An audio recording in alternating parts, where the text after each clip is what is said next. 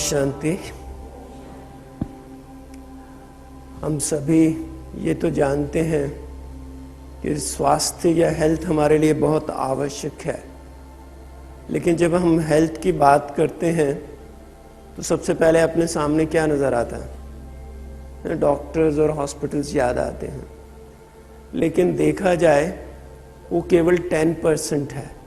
90% जो हेल्थ है, 90% जो हेल्थ है वो हमारे अपने पास है। हम अपना जीवन कैसे जीते हैं, कैसे हम दूसरों से कनेक्ट करते हैं, कैसे हमारा व्यवहार है, क्या भोजन हम करते हैं, हमारी नींद कैसी है, हमारी फिजिकल एक्टिविटी कैसी है, हम अपना स्ट्रेस कैसे मैनेज करते हैं, वो सब 90% है। और वो 90% वो हमारे हाथ में है। डॉक्टर्स और हॉस्पिटल्स में तो हम तब जाते हैं जब हम हेल्दी नहीं होते हैं। सो हेल्थ या सिक होना या बीमार होना वो हमारे हाथ में है। आप देखिए आज जो सारा कल्चर है वो चेंज हो रहा है। अब आप देखिए हमारे लिए अच्छा भोजन तो होना ज़रूरी है, लेकिन जो कोलेस्ट्रॉल लोअरिंग ड्रग्स हैं, जैसे कोलेस्ट्रॉल को कम करने के लिए दवा खाते हैं, वो ज़रूरी नहीं है। हमें एक्सरसाइज तो ज़रूरी है, एक्सरसाइज तो करनी चाहिए, लेकिन आजकल क्या है, जब वेट बढ़ जाता है तो लाइपोसक्शन करते हैं। वेट वो ज़रूरी मान गया है, बेरियाट्रिक सर्जरी करते हैं।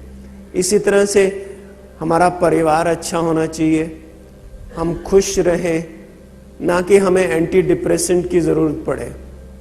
तो खुश रहना और अपनी हेल्थ की संभाल करना वो हमारे हाथ में है। लेकिन आजकल क्या है, हम डॉक्टर के पास भी जाते हैं या हॉस्पिटल पे जाते हैं तो हर सिम्टम के लिए एक दवा है। आपको सर दर्द हुआ तो सर दर्द के लिए एस्पिरिन ले लें, पैरासीटामोल ले लें। लेकिन पहले क्या होता था, जब सर दर्द होता था तो हम समझते थे कि मेरी शायद नींद अच्छी नहीं हुई है या मेरे मन में कोई विचार चल रहा है, तो मैं बड़ों से शेयर करता था या जाके थोड़ा रेस्ट कर लेता था तो ठीक हो जाता था। लेकिन अभी तो क्या है, जो चीज़ें ज़रूरी थी उनको भूल के जो चीज़ें ज़रूरी नहीं हैं वो हमने करनी शुरू कर दी हैं। अगर हम हेल्थ की डेफिनेशन भी लेते हैं, स्वास्थ्य कहते किसको हैं? जो दुनिया की सबसे बड़ी संस्था है जिसको हम WHO कहते हैं या विश्व स्वास्थ्य संगठन कहते हैं, उनकी डेफिनेशन हेल्थ की है, health is not merely the absence of disease or infirmity, but it is complete well-being physically, mentally, socially, और उसमें आप spiritually भी डाल सकते हैं। यानी हेल्थ का मतलब ये नहीं कि आप बीमार नहीं हैं, लेकिन हेल्थ है कि आप तंदुरुस्त हैं, स्वस्थ हैं, आप वेल हैं। और वो वेल बीइंग है मानसिक रूप से भी, शारीरिक रूप से भी, सामाजिक रूप से भी और आध्यात्मिक रूप से भी हम हों, वो ज़रूरी है। जब वो कंप्लीट वेलबींग जो है, that is related to quality of life. हमारे जीवन की क्वालिटी क्या है, गुणवत्ता क्या है, हम प्रसन्न रहते हैं, हम लोगों के साथ सहज हैं, हमारा व्यवहार सरल है, वो सब बातें जो है वो क्वालिटी ऑफ लाइफ में आ जाती हैं। जो जीने के लिए ज़रूरी है, चाहे वो लाफ्टर है, चाहे वो संबंध हमारे अच्छे होने चाहिए, चाहे मेरा भोजन अच्छा, वो हेल्थ के लिए भी ज़रूरी है। लोगों ने ये देखा है कि मेजॉरिटी क्या होता है कि हम बीमारी को इनवाइट करते हैं अपने पास, क्योंकि दो चीज़ें हैं। एक तो है बीमारी के जरासीम या जिनको बैक्टीरिया कहें, वायरस कहें, या हमारा फॉल्टी लाइफस्टाइल है वो कारण बनता है। और दूसरा है हमारी अपनी इम्यूनिटी, जो हमारा डिपार्टमेंट ऑफ डिफेंस है। अगर मान लीजिए हमारा डिपार्टमेंट ऑफ डिफेंस शक्तिशाली नहीं है तो छोटी सी बात भी हमें प्रभावित करेगी। तो ये जो बातें हैं कि खुश रहना, नींद अच्छी करना, भोजन ठीक से खाना, एक्सरसाइज करना, ये हमारे इम्यून सिस्टम को सपोर्ट करती हैं, हमारी बीमारी से लड़ने की ताकत को बढ़ाते हैं। तो जीवन जीने की कला में ये आवश्यक है कि हम इस बात को समझें। पहली बात तो ये है कि हम अपनी हेल्थ के लिए स्वयं जिम्मेवार हैं, कोई और जिम्मेवार नहीं है। डॉक्टर नहीं है, हॉस्पिटल नहीं है, हमारे पेरेंट्स नहीं हैं, हमारे मित्र नहीं हैं, लेकिन हम खुद जिम्मेवार हैं। अब आप देखिए लोग हेल्थ को कितनी तरह से डिफाइन करते हैं। अगर आप हिंदी का शब्द लें स्वास्थ्य, उसका अर्थ यह है कि the person who is established in self, जिसकी अपनी स्वस्थिति ठीक है वो स्वस्थ है। उर्दू के शब्द बीमारी को लें, बीम का अर्थ होता है भय, जिस व्यक्ति के जीवन में भय है वो बीमार है। तो सबसे पहली चीज ये है कि हमें ये समझना है कि हेल्थ हमारे अपने हाथ में है। पूरी ये जीवन जीने की अप्रोच है। जो भी आपके मन में प्रश्न है उन सब प्रश्नों का उत्तर है इसमें। इसको हम होलिस्टिक कहते हैं, संपूर्ण स्वास्थ्य कहते हैं।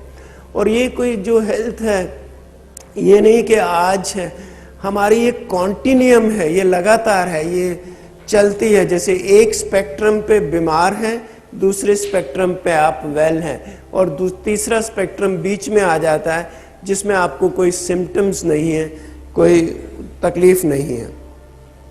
अब देखिए, परमात्मा को हम कहते हैं वो सबसे बड़ा सर्जन है। दवा और दुआ का बहुत कॉम्बिनेशन है। हमें ठीक समय पे ठीक बात समझ में आए और उससे हम अपने आप को उस बात को ट्रांसलेट करें। अब जब साधु संत महात्माओं के लिए कहते हैं ना, मैं महात्मा बुद्ध के बारे में सुनता था, उन्होंने बहुत तपस्या की। अंत में वो जब वो बोधि वृक्ष के नीचे जाकर बैठे तो कहते हैं उनको एनलाइटनमेंट हुई। तो एनलाइटनमेंट क्या है? जब क्लिक कर जाता है, जब कोई बात हमें समझ में आ जाती है तो अंधकार समाप्त हो जाता है और प्रकाश शुरू हो जाता है। तो हेल्थ में भी ये, जब कोई बात हमें समझ आ जाती है, आप देखिए टोबैको है, सिगरेट पीने की बात है, तो आप कितने भी लेक्चर ले लें, कितनी भी बातें किसी को समझा लें, सिगरेट के पैकेट पे लिखा भी होता है कि पीने में नुकसान है। अभी तो सरकार ये सोच रही है कि उसमें भयानक तस्वीरें भी छापें कैंसर की, वो भी सोच रहे हैं। लेकिन उन सब से भी क्या होगा? जब तक वो एनलाइटनमेंट, ये वो प्रकाश मेरे भीतर नहीं आया, जब तक मैंने इस बात को समझा नहीं है कि तंबाकू जो है वो मेरे लिए नुकसान करता है। मुझे याद है, मैं चंडीगढ़ में काम करता था, एक बुजुर्ग आए, तो मैंने 60-70 साल की उनकी उम्र थी, तो मैंने कहा अंकल आपको अभी सिगरेट पीना छोड़ना पड़ेगा, आपको हार्ट में प्रॉब्लम हो रही है। तो मुझे कहते बेटा मैंने 70 साल तो सिगरेट पी ली, अब क्या छोड़ के करूंगा। तो बात यह है कि हम लोग जानते हुए भी, समझते हुए भी, हम लोग उस बात को रियलाइज नहीं करते हैं। नॉलेज है, इंफॉर्मेशन है, बट उसकी विजडम नहीं है, उसको अप्लाई करने की स्किल्स नहीं है। हम देखें, बाहर की खुशी जो है और अंदर की खुशी, उनमें बहुत अंतर है। आप यूं समझिए कि बाहर से व्यक्ति मुस्कुराता,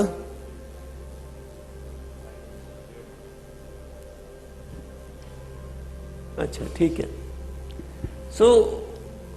ये जो अविनाशी खुशी है, और परमात्मा जो है हमें जो स्थिरता देते हैं, जो स्टेबिलिटी देते हैं लाइफ में, उसका कारण क्या है?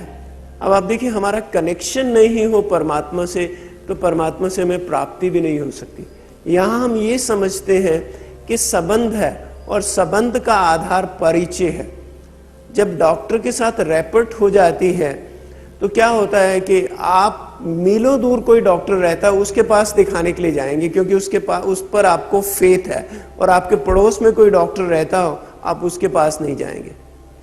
तो जो हमारी आस्था है, जो हमारा विश्वास है परमात्मा में, उससे जीवन में जो फ्रीडम मिलती है, सिंप्लिसिटी मिलती है। हम जो लोग बात करते थे सिंपल लिविंग और हाई थिंकिंग की, लेकिन अभी रिवर्स हो गया है। बाहर की चीजें बहुत इकट्ठी कर ली है हमने, लेकिन हमारी लिविंग जो है वो कॉम्प्लिकेटेड हो गई है, साधारण नहीं रही है।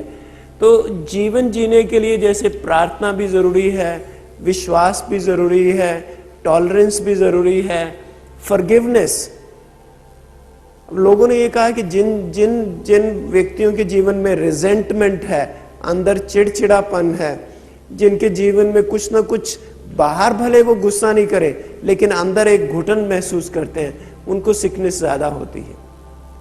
जो लोग दूसरों से शेयर करते हैं, there are 10 ways where we can give to people।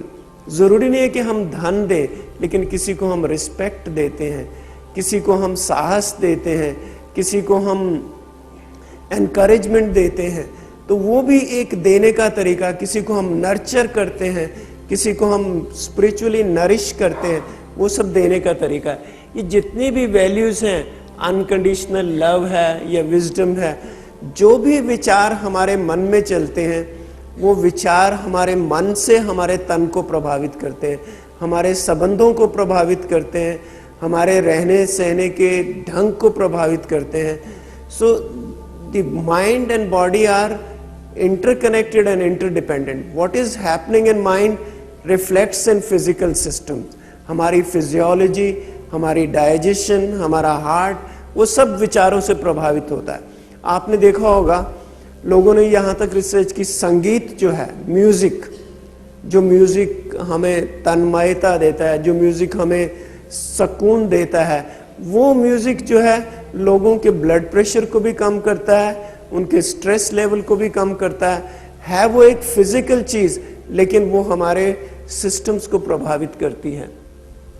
इसी तरह पॉजिटिविटी, सकारात्मक चिंतन, ये जितने भी नेगेटिव विचार हैं वो जाके हमारे नर्वस सिस्टम को प्रभावित करते हैं, जिसको हम बोलते हैं, ऐसा सिस्टम जिसको ऑटोनोमिक नर्वस सिस्टम बोलते हैं। उसके दो कंपोनेंट्स होते हैं, एक सिंपैथेटिक, एक पैरासिम्पैथेटिक।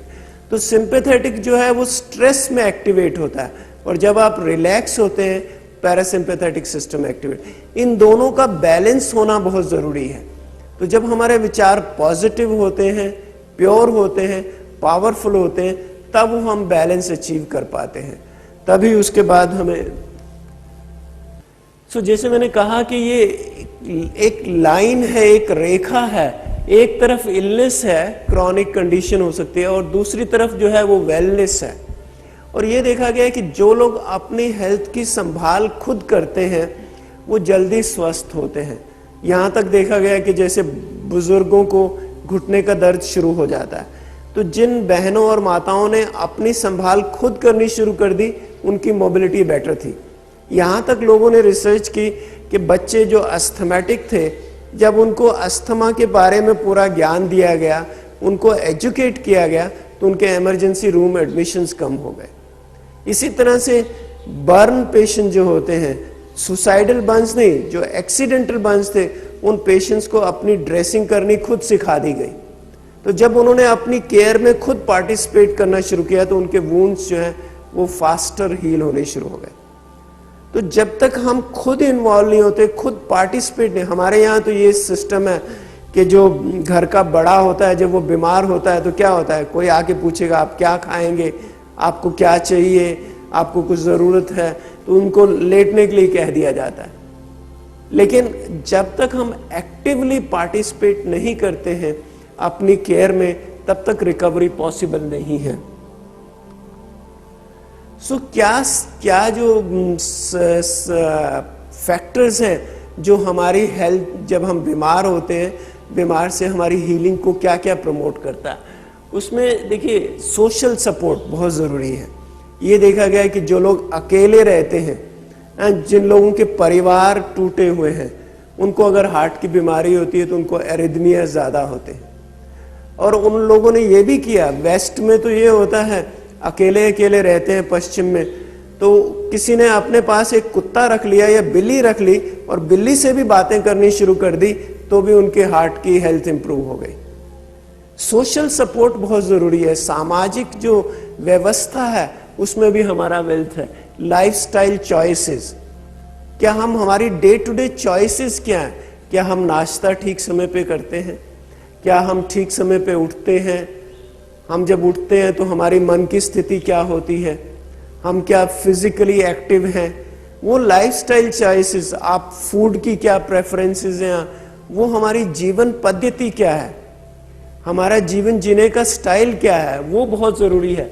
उसके बाद हमारी रिलीजियस पार्टिसिपेशन। ये देखा गया है कि जब आप प्रेयर करते हैं तो you are able to elicit the relaxation response with in.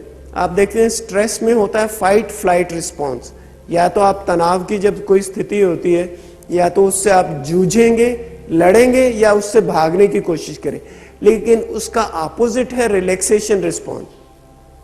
Doctor Herbert Benson थे, उन्होंने कहा कि हर व्यक्ति में एक शक्ति है, वो अपने आप रिलैक्सेशन रिस्पॉन्स अपने अंदर एलिसिट कर सकता है।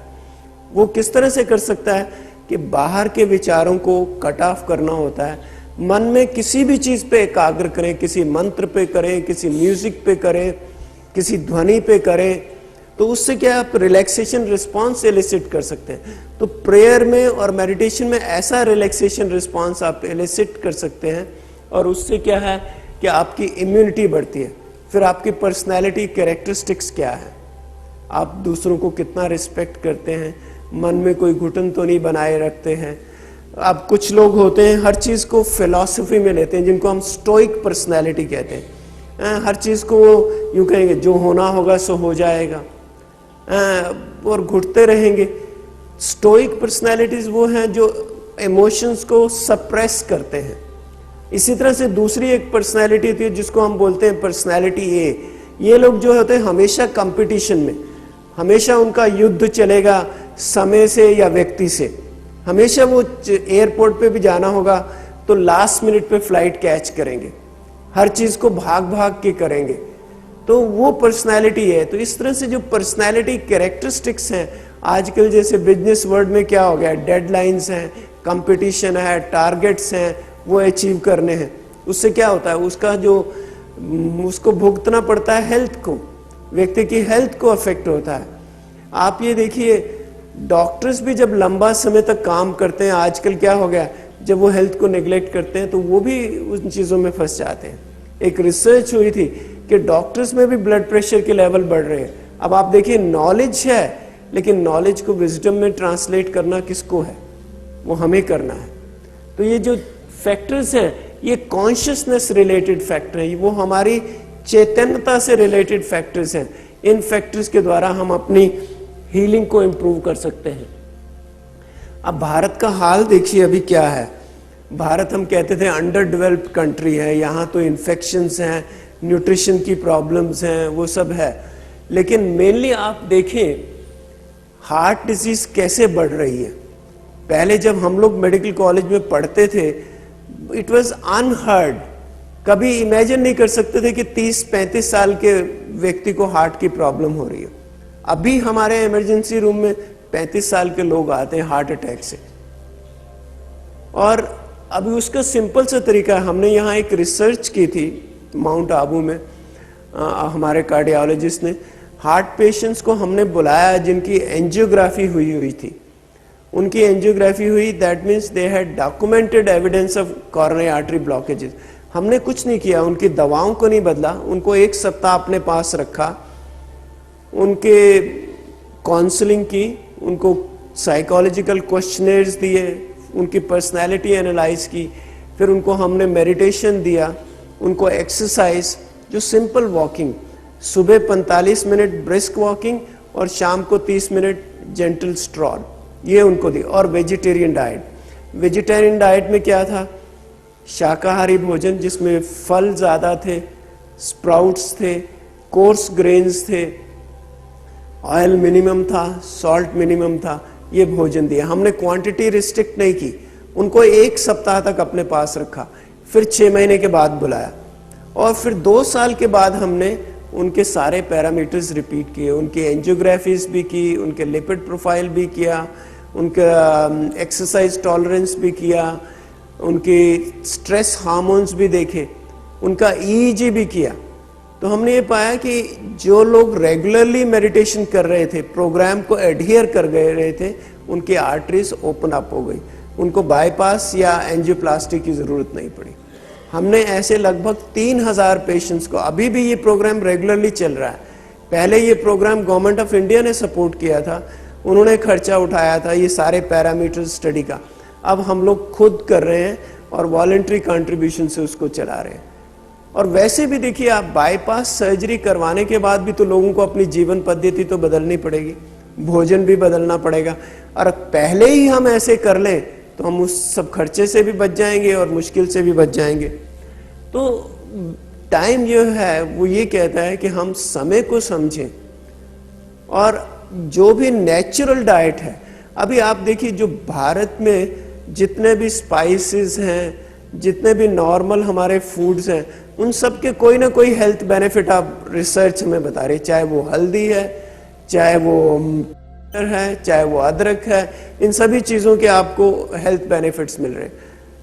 टर्मरिक जो है वो एंटीबायोटिक प्रॉपर्टीज भी हैं, उसकी एंटी इन्फ्लेमेटरी प्रॉपर्टीज भी हैं। आप दूध में आपका गला बैठ गया है, आपका गले में बोलने में तकलीफ हो रही है, तो आप गर्म दूध में हल्दी ले लेते हैं तो आपका गला ठीक हो जाता है, मैजिक की तरह ठीक हो जाता है। तो जो नेचुरल इंग्रेडिएंट्स हैं, जितने भी ग्रीन लीफी वेजिटेबल्स हैं, जितने भी येलो स्किन्ड फ्रूट्स हैं, उन सब में एंटीऑक्सीडेंट्स हैं जो बॉडी में नेगेटिव रेडिकल्स को जाके निकालते हैं, जो एजिंग प्रोसेस को स्लो करते हैं। तो वो एजिंग प्रोसेस को स्लो करने से आपकी हेल्थ इंप्रूव होती है। आज जो समस्याएं हमारे सामने नहीं है, लेकिन उनको भी हमें रियलाइज करने की जरूरत है। अभी आप देखें, भारत में आयु भी बढ़ रही है। पहले 1990 में 59 मिलियन लोग थे जिनकी आयु 60 से ज्यादा थी।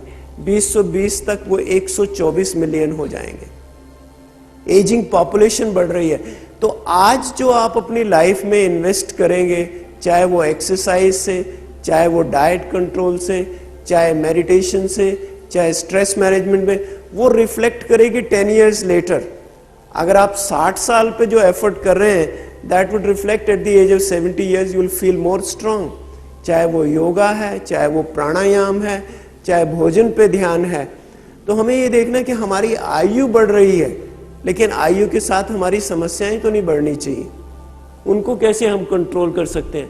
सो कॉस्टली इंटरवेंशन बाद में होंगी, लेकिन पहले तो हमें प्रिवेंटिव स्ट्रैटेजीज हैं, हेल्दी लाइफस्टाइल है, उसको प्रमोट करने की जरूरत है। वो हेल्दी लाइफस्टाइल क्या है? उसमें रेगुलर एक्सरसाइज भी है, न्यूट्रिशियस फूड भी है, आपकी स्लीप मैनेजमेंट भी है, आपको अपने संबंधों को भी मधुर बनाना है, कनेक्टिविटी भी चाहिए, आपकी स्पिरिचुअलिटी भी आ जाती है, आपको अपने एनवायरनमेंट को भी देखना है, आसपास को भी क्लीन रखना है, इको सेंसिटिव भी बनना है। वो सब बातें हमारी हेल्थ को प्रमोट करने के लिए आ जाती हैं। HIV is a big challenge. अब आप देखिए, किसको ब्लेम करें हम? खुद को ही ब्लेम करना पड़ेगा। जीवन में संयम खत्म हो गया है, जीवन में नियम मर्यादाएं खत्म हो गई तो प्रॉब्लम है। छोटी सी बात, अफ्रीका में कितनी प्रॉब्लम हो रही है। तो जब तक हम अपने आप पर ध्यान नहीं देंगे, अपने आप को एम्पावर नहीं करेंगे, सिंपल एसटीडी की जो सेक्सुअली ट्रांसमिटेड डिजीजेस है, उन पे अगर हम ध्यान देते हैं, that can cut down on these diseases. और हमें पता है कि once someone gets infected with HIV, then there is no solution. HIV positive आप हो गए तो then you remain HIV positive.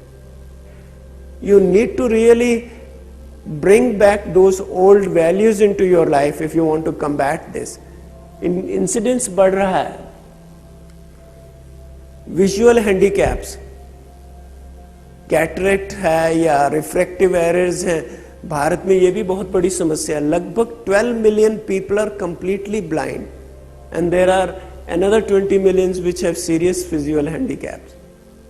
अगर हम डाइट पे ध्यान दें, विटामिन ए है या ग्रीन लीफी वेजिटेबल्स हैं या सनशाइन को एक्सपोजर है हमारी, उन सभी चीज़ों पे ध्यान देंगे तो ना तो विटामिन ए डेफिशिएंसी होगी, ना फिर कैटरेक्ट जल्दी डेवलप होगा। जहाँ न्यूट्रिशन की प्रॉब्लम है, सनलाइट को एक्सपोजर ज़्यादा है, उन सभी चीज़ों से प्रॉब्लम आती है। And then tobacco, 20% of cancer in females and 40% of cancers in males are directly related to tobacco. Tobacco in any form. मुझे याद है किसी व्यक्ति ने किसी को रिक्वेस्ट की, भाई सिगरेट नहीं पिया करो। अगली बार उसके पास गए तो वो बीड़ी पी रहा था, नॉट रियलाइजिंग कि टोबैको तो उसमें भी है। अभी आप ये देखिए, जो सैशे में मिलता है वो पाउडर, आप कहीं सड़क पे चले जाइए, आपको सड़क की साइड पे वो सारे सैशेज मिलेंगे जो बायोडिग्रेडेबल भी नहीं है। तो जब तक हम रियलाइज नहीं करेंगे we need to change, then the change would not come. So 13.3% of all deaths related to tobacco use, and tobacco use would become 10% of our disease burden. There's another study which happened in America. वहां भी problems हैं. उन्होंने ये देखा कि quality of medical care जिस पे ज्यादा हो रहा है, हम समझते हैं कि अगर क्राइम ज्यादा बढ़ रहा है तो आप जेल ज्यादा खोल दीजिए, पुलिस फोर्स बढ़ा दीजिए. अगर बीमारियां बढ़ रही हैं तो हॉस्पिटल ज्यादा खोल दीजिए, डॉक्टर्स ज्यादा होने चाहिए. लेकिन ऐसा नहीं है. आप देखें अमेरिका में भी quality of medical care determines only 10% of health. It influences heredity. लोग कहते हैं हमारे जीन्स ही ऐसे हैं, हम क्या करें. ये जरूर है कुछ लोगों में ये प्रॉब्लम होती है, लेकिन heredity only determines 18% and environmental factors 19%. लेकिन सबसे इंपॉर्टेंट क्या है, हमारी everyday lifestyle choices. They determine about 53%. The decisions which we make our own selves, जो निर्णय हम खुद करते हैं अपने जीवन के बारे में, that determine 53, and that is the largest factor. So एक व्यक्ति को किसी ने कहा कि तुम्हारे घर में आग लग गई है, तो उसने कहा नहीं, इम्पॉसिबल, चाबी तो मेरी जेब में है. इसी तरह बीमारियों को भी खत्म करने का तरीका यही है. जब तक हम मिस्टेक्स ऑफ लिविंग को समाप्त नहीं करेंगे, जो जीवन जीने की पद्धति में त्रुटियां आ गई हैं, जो डिफेक्ट्स आ गए हैं, उनको हम करेक्ट करेंगे. और वो हम सबको मालूम है, ऐसा नहीं कि कुछ नई बात है. We know it from centuries कि सुबह जल्दी उठना चाहिए. सुबह उठ के हमें वॉकिंग करने के लिए लोग जाते थे. फिर सुबह नाश्ता जो है हमारा वो न्यूट्रिशियस होना चाहिए. फिर हमें संबंधों को कैसे मधुर बनाना है, कैसे जल्दी सो जाना है, और कैसे हमारे लिए प्रार्थना और मेडिटेशन भी जरूरी है, वो सब लोगों को पता था.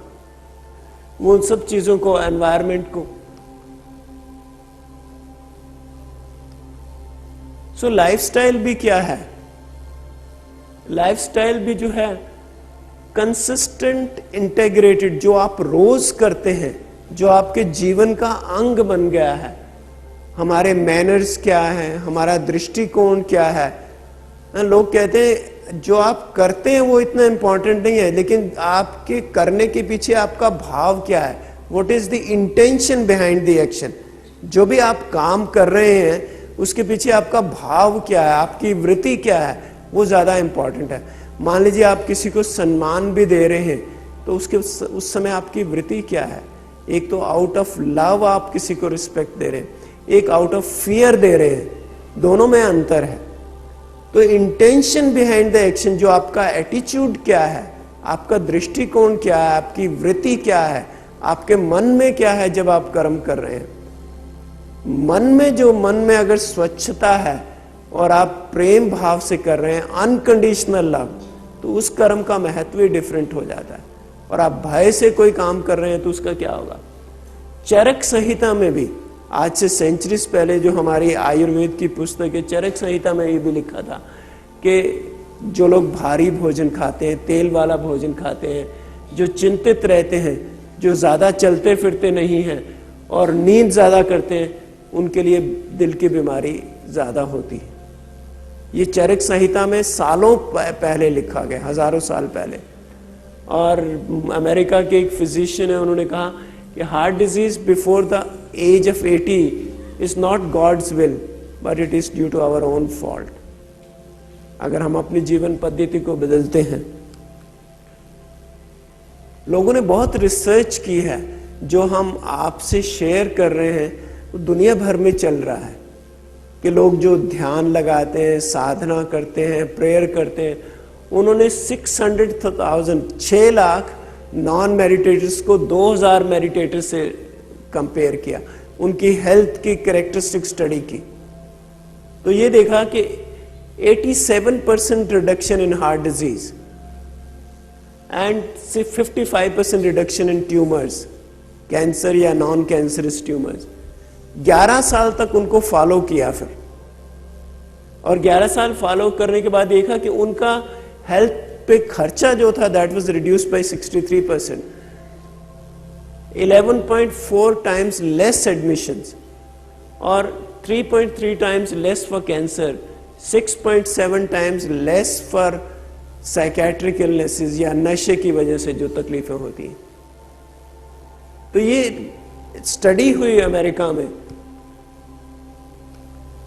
अभी जो मैंने आपको पर्सनालिटीज की बात की थी, लोग इस पे काफी स्टडी कर रहे हैं। उन्होंने हैंस ईज़ीनेक एक व्यक्ति था जिससे 4 तरह की पर्सनालिटीज को डिफाइन किया कि 4 तरह के व्यक्तित्व हैं। पहले जिनको कैंसर होने का खतरा ज्यादा होता है, जिससे मैंने कहा स्टोइक हैं, वो अपने इमोशंस को, अपने भाव को सप्रेस करते हैं, चलता है, इस एटीट्यूड से चलते हैं, और उनमें निराशा भी ज्यादा होती है, असहाय भी महसूस करते हैं। इन लोगों को कैंसर होने का ज्यादा खतरा है। दूसरी पर्सनालिटी है जिनको दिल की बीमारी ज्यादा होने का खतरा है, जो मैंने कहा ओवर एम्बिशियस है, they want to move in the fast lane, they want to accomplish too much in too little time, वो ऐसे लोग हैं। और तीसरा जो इनके मिक्सचर्स हैं, और चौथे वो लोग हैं जो हार्मोनियस लाइफ लीड करते हैं, जो संतुलित जीवन लीड करते हैं। तो इन चारों तरह की पर्सनालिटीज को कंपेयर किया, जो दूसरों से बातचीत ठीक कर सकते हैं, कम्युनिकेट बेटर कर सकते हैं, अपने भावों को व्यक्त कर सकते हैं, ऐसे लोग थे। उन्होंने उनको रिलैक्सेशन ट्रेनिंग दी, जिसको हम अपनी साइंटिफिक भाषा में ऑटोनोमिक ट्रेनिंग कहते हैं, कि लोग कैसे हर बात को सहज ले सकें, अपने जीवन को सरल बना सकें। और उनको वो रिलैक्सेशन एक्सरसाइज दी, बायो फीडबैक है या विजुअलाइजेशन है, इन टेक्निक से उनको रिलैक्सेशन दी। फिर उनकी स्टडी किया। अभी कंट्रोल का मतलब ये है कि एक व्यक्ति को आप कुछ नहीं सिखा रहे हैं और दूसरे व्यक्ति को सिखा रहे हैं। जैसे हमने भी 2 तरह के ग्रुप्स लिए थे। एक वो लोग थे जो अपने हिसाब से चल रहे थे, दवा खा रहे थे, उनको हमने मेडिटेशन नहीं सिखाई। लेकिन दूसरा ग्रुप वो है जिनको आप तीनों इंटरवेंशन देते हैं, फिजिकल एक्सरसाइज भी देते हैं, डाइट भी देते हैं, मेडिटेशन भी देते हैं। तो आप देखिए कितना अंतर पड़ गया।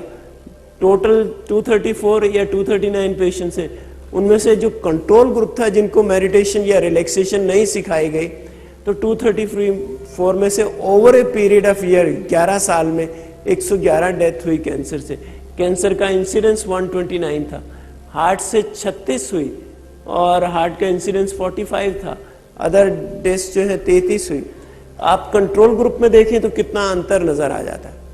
अब आप देखिए मेडिटेशन ऐसी चीज है या साधना या प्रेयर, वो करनी तो आपको है, उसके लिए कोई प्रेस्क्रिप्शन तो बनी नहीं है कि डॉक्टर लिख देगा और आप उसको गल्प कर लेंगे। डाइट का भी कंट्रोल आपको खुद करना है, एक्सरसाइज भी आपको खुद करनी है। तो it's a kind of self empowerment कि हमें अपने आप को खुद मैनेज करना है, और जितना हम खुद अपने आप को मैनेज करते हैं उतना अंतर हमें नजर आता है। सो मैसेज क्या है कि गुड हेल्थ कहाँ से आते हैं, अच्छा स्वास्थ्य कहाँ से आएगा? अच्छा स्वास्थ्य सिर्फ नियमों को पालन करने में है, लेकिन उससे भी ज्यादा है।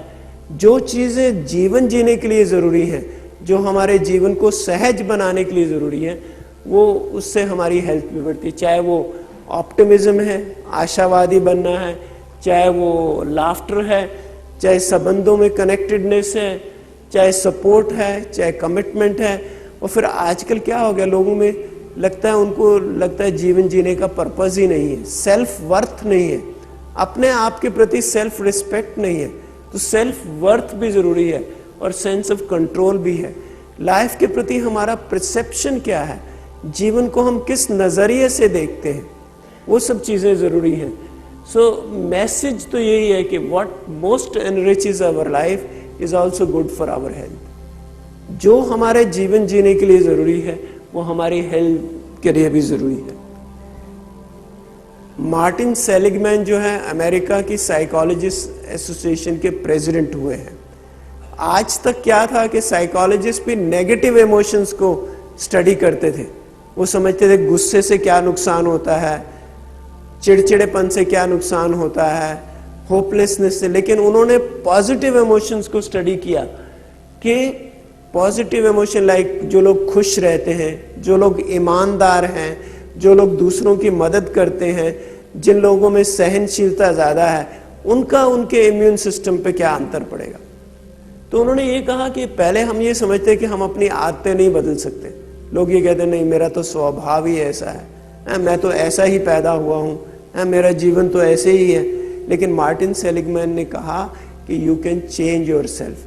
आप अपने सोचने के तरीके को बदल सकते हैं, आप अपने स्वभाव को भी बदल सकते हैं। और स्वभाव को बदलने के लिए आपको अपने सोचने के तरीके, हैबिट्स को, सबको उस पर अटेंशन देना पड़ेगा। तो यहाँ ब्रह्मा कुमारी ईश्वरीय विश्वविद्यालय में भी हम जब मेडिटेशन में बैठते हैं तो पहले कॉन्शियसली अपने लिए अच्छे विचार क्रिएट करते हैं और फिर धीरे धीरे उन विचारों को का अनुभव अपने जीवन में करते हैं। और जब अनुभव करते हैं तो वो जीवन का अंग बन जाता है।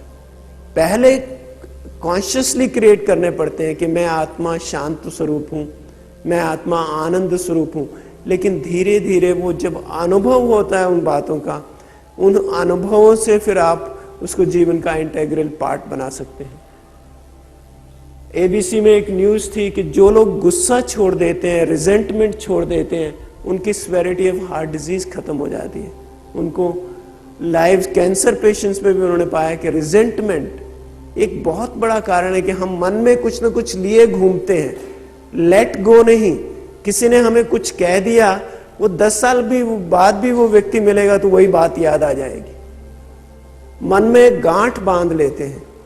तो फॉरगिवनेस और let go, these are very important qualities अगर हम अपने जीवन को अच्छा जीना चाहते हैं। ये उसी तरह का कंपैरिजन है टाइप 1 टाइप 2 पर्सनालिटीज में। सो सिंपल बातें हमारे इम्यून सिस्टम को है। जो लोग एक्सरसाइज करते हैं उनका इम्यून सिस्टम इम्प्रूव्स बाय 47%। जो लोग अपना स्ट्रेस मैनेजमेंट कर सकते हैं वो 45% उनका इम्यून सिस्टम स्ट्रांग हो जाता है।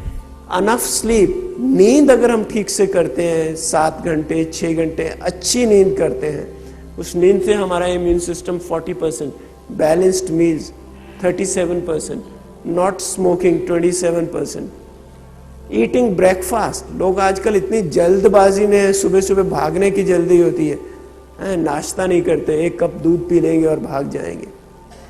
और वर्किंग मॉडरेट आवर्स, ये वर्कहोलिक्स के लिए एक वो है।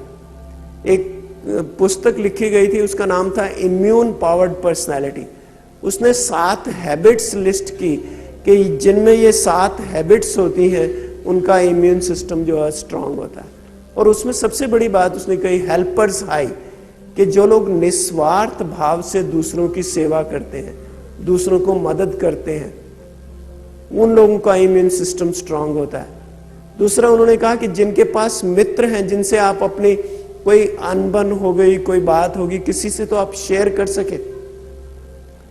अब उसमें यह भी कहा कि जो लोग किसी शेयर नहीं, इवन अपनी डायरी भी लिखते थे, अपनी डायरी में भी अपनी सारी उलझने डाल देते थे, अपनी ट्रॉमेटिक फीलिंग्स डाल देते थे, उनका इम्यून सिस्टम भी बेटर हो गया।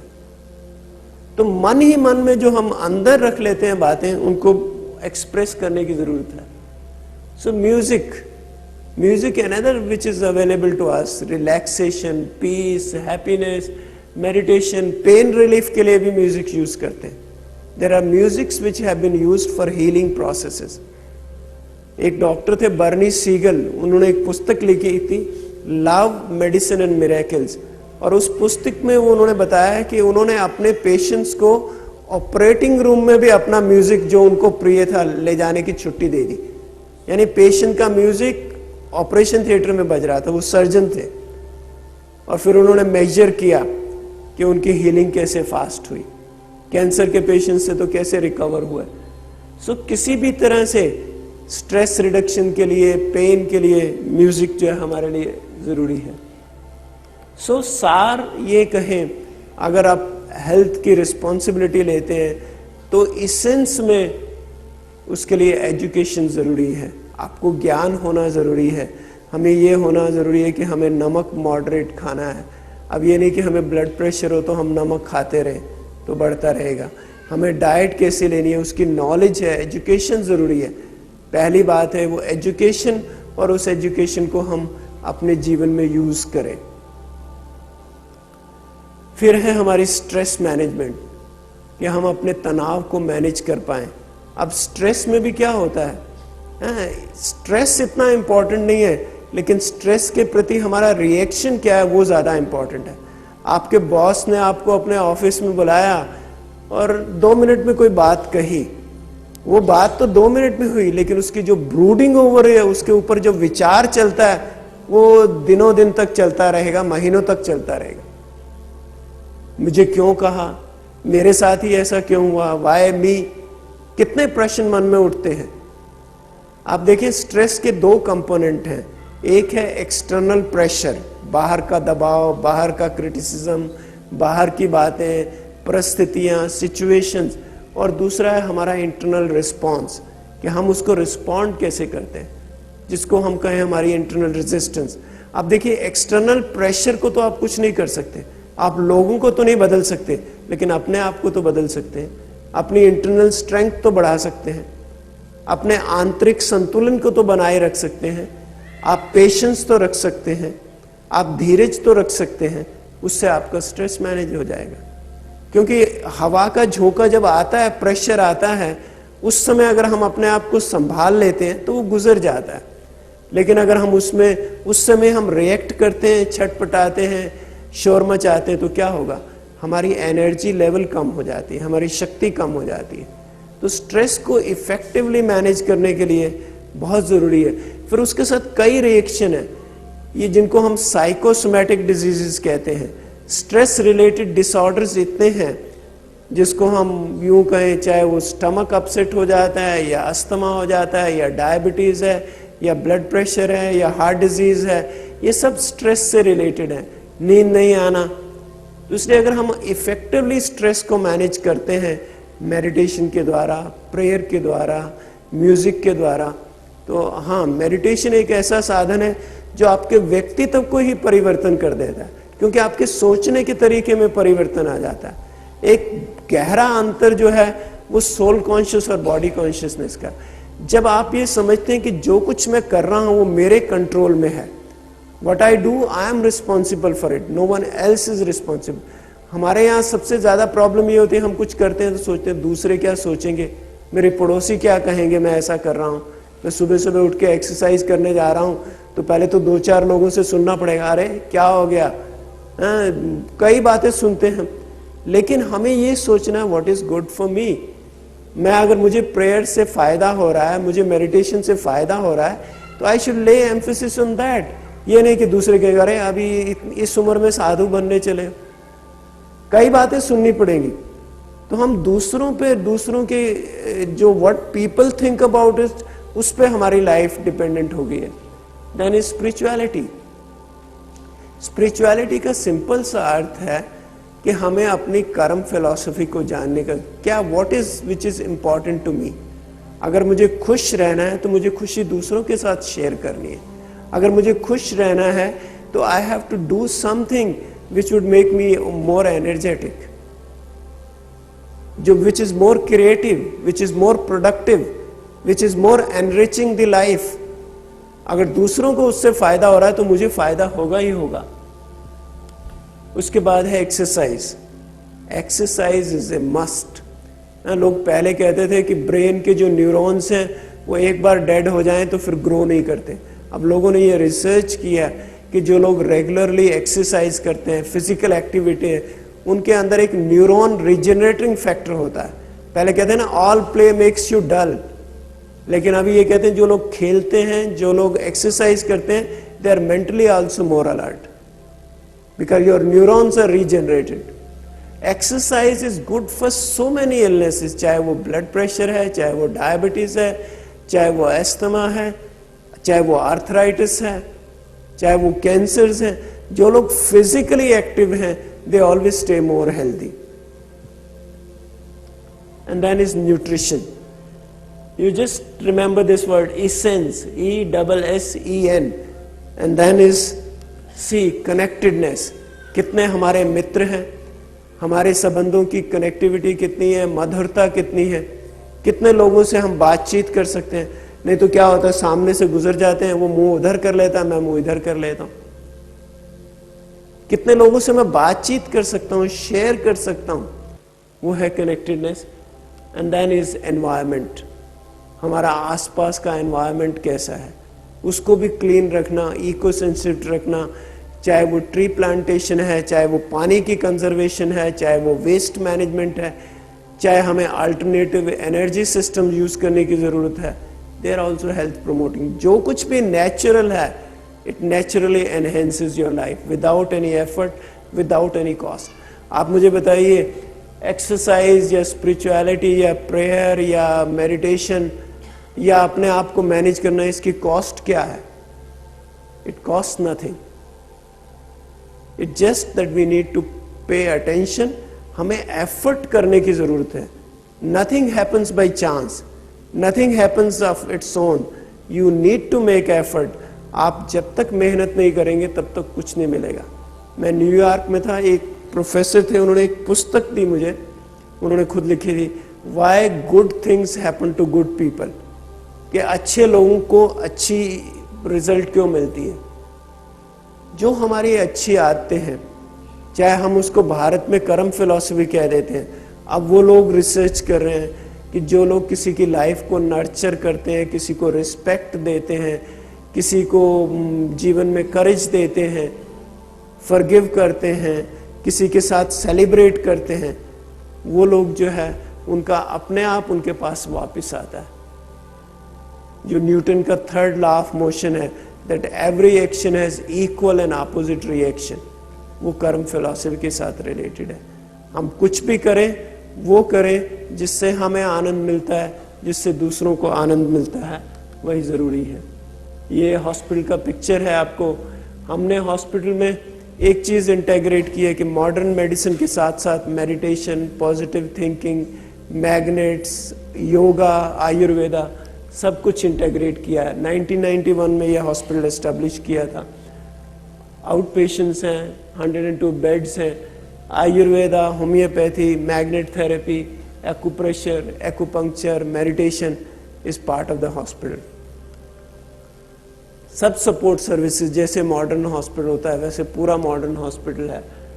प्रोग्राम्स भी करते हैं, कम्युनिटी सर्विसेज भी करते हैं, सब कुछ करते हैं, लेकिन दोनों को कंबाइन करने के बाद हम ये समझते हैं कि अगर हम साइंस और स्पिरिचुअलिटी दोनों को साथ लेकर चलते हैं तो दोनों के ब्लेंड में ऐसा हो नहीं सकता कि हमें सफलता नहीं मिले।